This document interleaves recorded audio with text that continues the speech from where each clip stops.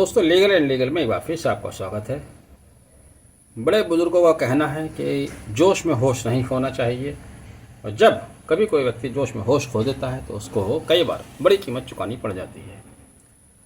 ऐसा ही एक मामला इलाहाबाद उच्च न्यायालय के सामने थाना जालौन, डिस्ट्रिक्ट जालौन का आया, जिसमें गुलामुद्दीन समेत 5 व्यक्तियों के खिलाफ जालौन पुलिस द्वारा मुकदमा दर्ज किया गया था। और मुकदमा भी किस लिए दर्ज किया गया था? भारत के राष्ट्रीय ध्वज का अपमान करने के लिए। और भारत के राष्ट्रीय ध्वज का अपमान किस तरह से किया गया, यह भी आप समझ लीजिएगा। गुलामुद्दीन व 5 अन्य लोगों ने अति उत्साह में आके अपनी वतन परस्ती को मजहब के साथ जोड़कर दिखाने के चक्कर में तिरंगे का अपमान कर बैठे और उनके विरुद्ध केस दर्ज हो गया, जिसकी वजह से 1 साल से वो जेल में है और अभी तक उन्हें कोई रिलीफ नहीं मिला है।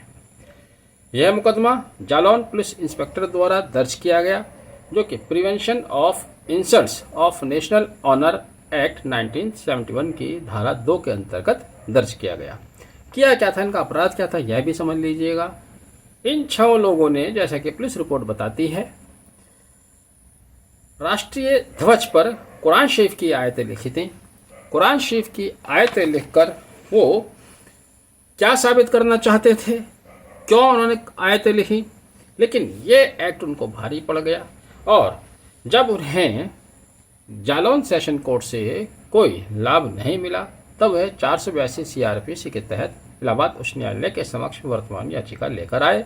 उनका कहना था कि उनके विरुद्ध जो प्रोसीडिंग चल रही है उसको क्वैश किया जाए। इलाहाबाद उच्च न्यायालय ने डिफेंस काउंसिल की दलील सुनने के बाद उनको दरकिनार करते हुए अपना निर्णय दिया और उनके विरुद्ध चल रही कार्रवाई को क्वैश करने से इनकार कर दिया। डिफेंस काउंसिल का कहना था कि पुलिस द्वारा झूठा केस बनाया गया है, पुलिस द्वारा रिपोर्ट दर्ज की गई है, पुलिस ने जो भी गवाहों के बयान लिए गए हैं वो पुलिस कर्मचारियों के ही हैं 161 में, जो कि रिलायबल नहीं है। उनका यह भी कहना था कि जो तिरंगा बताया जा रहा है वो तिरंगा नहीं था, उसमें ट्राई कलर थे, लेकिन वो भारत का राष्ट्रीय ध्वज नहीं था। बहरहाल इलाहाबाद उच्च न्यायालय ने माना कि तिरंगे पर कुरान शरीफ की आयतें लिखना ये तिरंगे का अपमान है। उन्होंने कहा कि यह इस तरह की कार्रवाई हो सकता है उन लोगों द्वारा की जाए जो समाज में सांप्रदायिक कलह पैदा करना चाहते हैं या विभिन्न समुदायों के बीच गलतफहमी पैदा करना चाहते हैं। इलाहाबाद उच्च न्यायालय ने इसको एक्ट ऑफ डिसरेस्पेक्ट मानते हुए कहा कि भारतीय तिरंगा धार्मिक नैतिकता और सांप्रदायिक मतभेदों से परे है, देश की एकता और विविधता से परे है, अनादर के दूरगामी प्रभाव हो सकते हैं, खासकर भारत जैसे देश में। कुल मिलाकर जस्टिस विनोद दिवाकर साहब ने डिफेंस काउंसिल की तमाम दलीलों को दरकिनार करते हुए अपना व्यू देते हुए उनके 482 की एप्लीकेशन को डिसमिस्ड कर दिया है। यहाँ पर निकल के जो बात आती है वो ये आती है कि अगर आप देश से मोहब्बत करते हैं, उस मोहब्बत को जाहिर करना चाहते हैं, तो उसको कुछ दायरे में रहकर करें, उस दायरे को क्रॉस ना करें।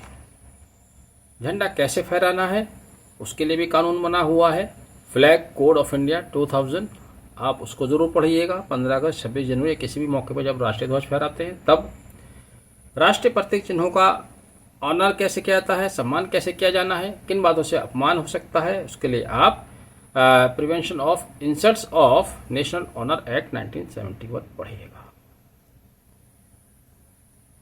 राष्ट्रीय जहाँ मुद्दे हैं, ध्वज है, या धार्मिक मुद्दे हैं, जो जैसे हैं उनको वैसे ही मनाइएगा, इंटैक्ट रहने दीजिएगा, उसमें अपनी तरफ से कोई परिवर्तन नहीं कीजिए, नहीं तो नतीजा वो निकलेगा जो आपके सामने इलाहाबाद उच्च न्यायालय ने अपने आदेश में दिया है। आपने वीडियो आखिर तक देखा, thank you, have a nice day.